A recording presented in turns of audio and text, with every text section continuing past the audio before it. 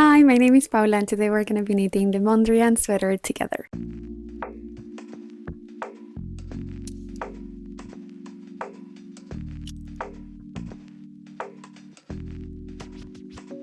Hey everyone, today I'm excited to show you the Mondrian Sweater. This video will serve as a knit-along tutorial, but in order to follow along you will need to grab the pattern itself. I've included a link in the description so you can get it and knit with me. This pattern is knitted both flat and in the round. The front and back panels are knitted flat doing intarsia, changing colors, and then the neckline and the sleeves are knitted in the round. About materials, you're gonna need an 8mm circular needle. I used a 100cm cord, and then I used the magic loop technique when I needed it to be a bit shorter. But if you have a shorter cord, then by all means use it and make your life easier. You will need then a second pair of needles to work the 3-needle bind off for the shoulders, a stitch marker to count the rounds when you're knitting in the round, and a tapestry needle to weave in your ends and also seam the sides. And of course, yarn. This pattern is written for chunky yarn, and how much yarn you need will depend on the size that you want to make. The pattern includes 3 sizes. All 3 of them are kind of oversized, so the amount of yarn will depend on the size that you decide to go for. And before we dive in, let's talk a little bit about intarsia. This is a knitting technique used to create blocks of color without carrying the yarn across the back of your work. So in here I'm not carrying the white across to the red side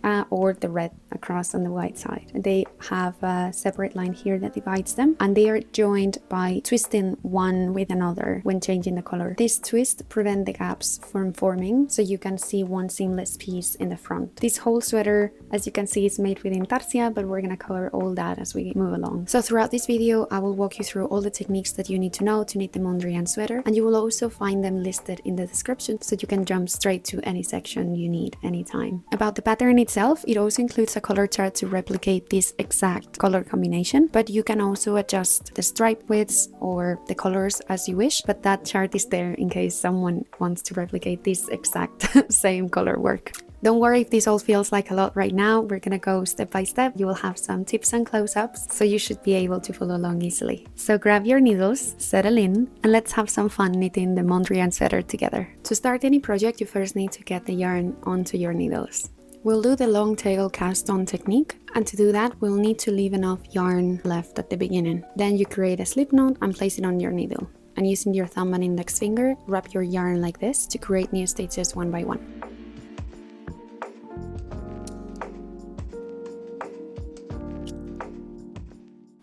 After purling one row, we will do the 2x2 ribbing. This means that we will be knitting 2 and purling 2 all throughout the row.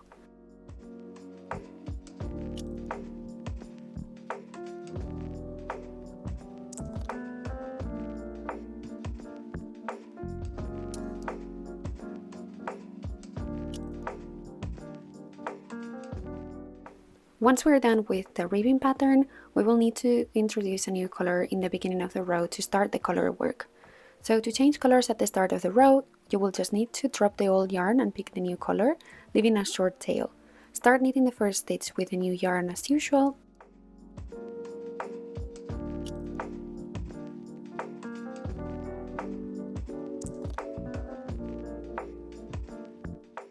Then on the back of the work, tie the new yarn tail to the old one with a small knot to secure it. Keep knitting and you can weave in the ends later. To change yarns in the middle of a row, drop the old yarn and pick up the new color, leaving a short tail again. Knit the next stitch with the new yarn.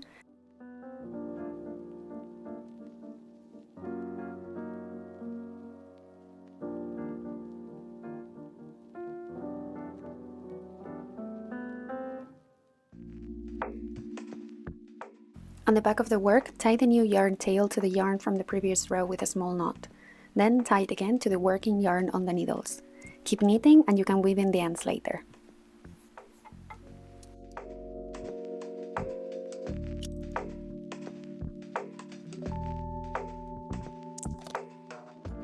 Now to start the color work pattern, we will get into intarsia. That means that we will be working with 2 colors at the same time in the same row. When you reach the point when you need to switch the colors, we will do a half twist with the new yarn and the old one to join them and prevent gaps. We're going to be doing that twist no matter if you're in the knit side or in the purl side. Both sides we will do the same twist, and we would need to keep that twist consistent, meaning it will be always the same motion no matter which side you're knitting on. So let's see how this works in practice.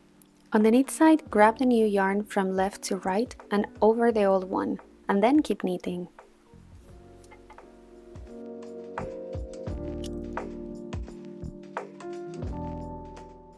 This motion will create this half twist, and that will prevent the gaps from happening. This same motion applies also for the purl side. So when you get to the point when you need to swap colors, grab the new yarn towards your right and then over the old one towards the left.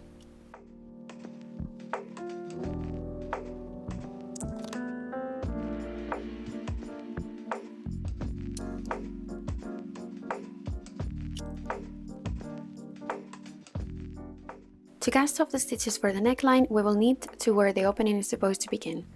Then begin by knitting the first 2 stitches as you normally would, and use your left needle to lift the first stitch over the second stitch and off the right needle.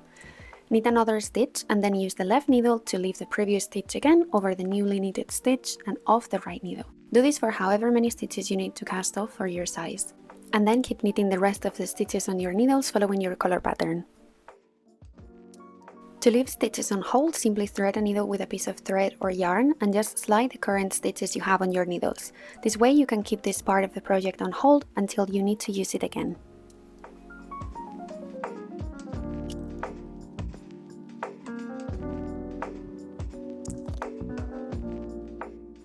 To knit 2 stitches together, insert your right needle into 2 stitches at once and knit them together as if they were just one single stitch. Then drop them off your left needle and continue knitting.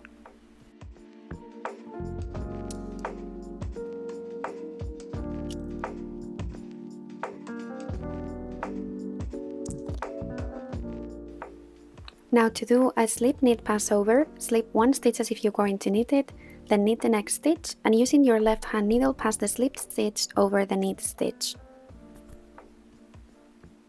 To join the shoulders, we will do a 3 needle bind off.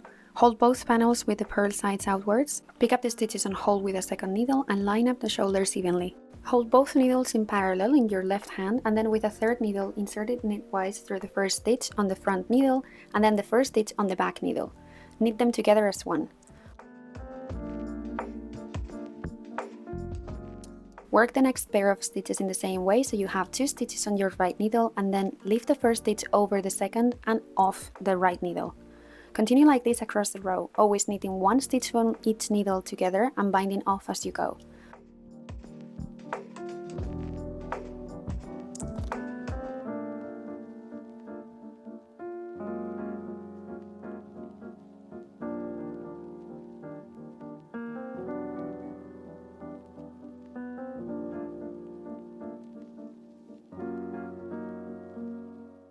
When you reach the end, cut your yarn and pull it through the last loop.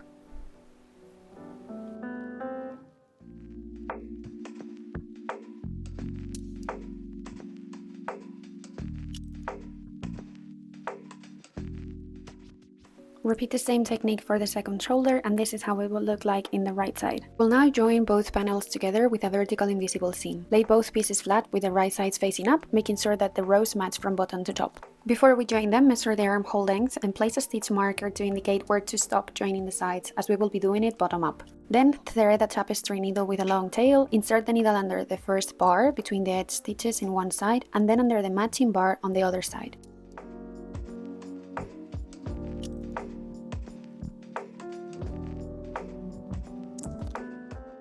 You will keep alternating sides, pulling gently every few stitches so that the seam stays even and flexible. Keep joining the panels until you reach the stitch marker, and then repeat the same for the other side.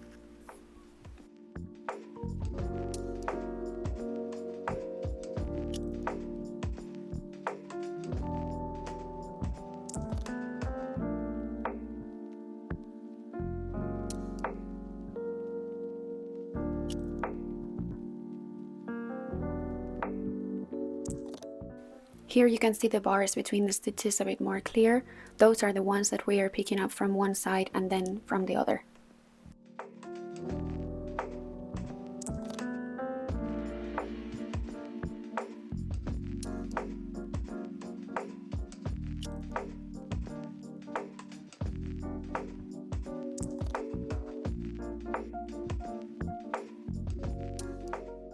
Starting in the middle of the back, insert your needle in the edge of your work from the outside inwards and wrap your yarn around it. Pull the yarn through and that will make your first stitch. Continue picking up stitches clockwise evenly around the neck opening until you have the ones indicated for your size in the pattern.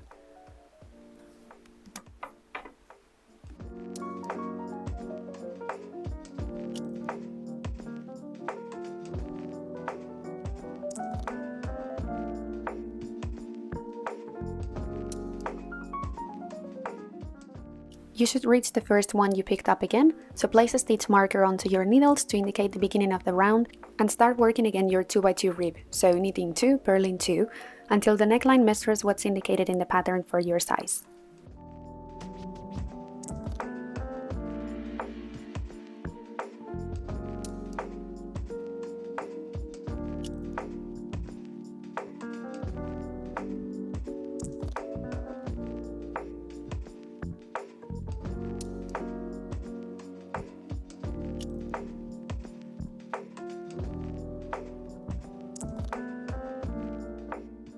Now we will do a folded neckline while we cast off, so line up the live stitches on your needle with the corresponding edge stitches from the neckline pickup row. Then you will work a standard bind off like we've done before, so knit one live stitch together with one picked up stitch at the same time. We will repeat this a second time, so grabbing one stitch from the pickup row, knitting it together with the live stitch that we have on our needles.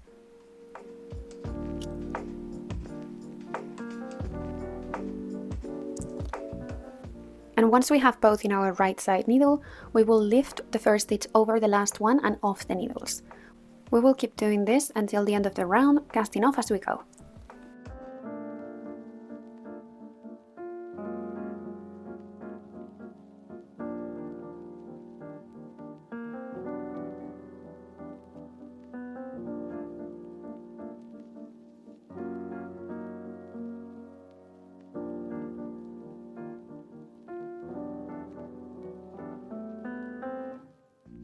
Now to pick up stitches for the sleeves, as before, we will insert the needle and wrap the yarn around it to pick up stitches around the sleeve opening.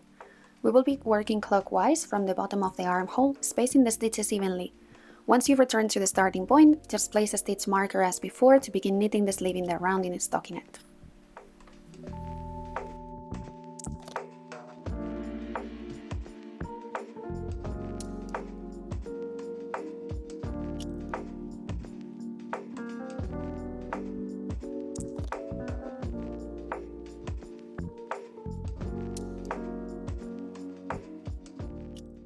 I also wanted to show you how I work the stripes while in the round to avoid a jog, so you will start knitting a new row with a new color as usual, but when reaching your stitch marker again after that first row, you will slip the first stitch of the next round instead of knitting it.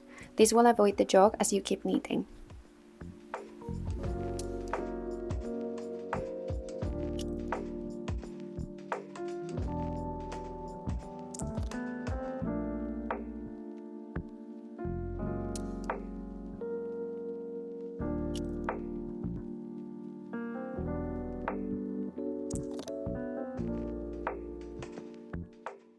Now for the cuff shaping, we will be doing techniques we've already done before.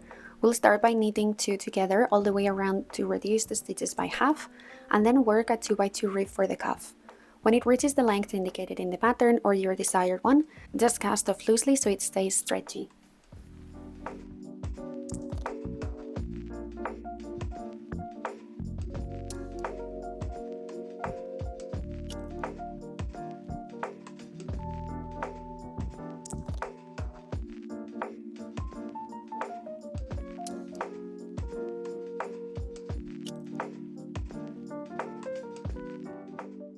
After finishing the whole sweater, I added a vertical line to accentuate the offset look. This step is optional, but here's how you can do it.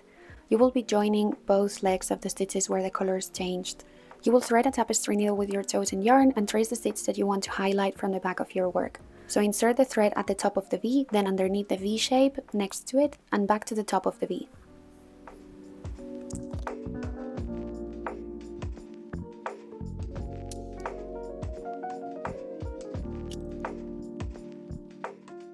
You will keep doing this until you reach the ribbing part at the bottom of the sweater.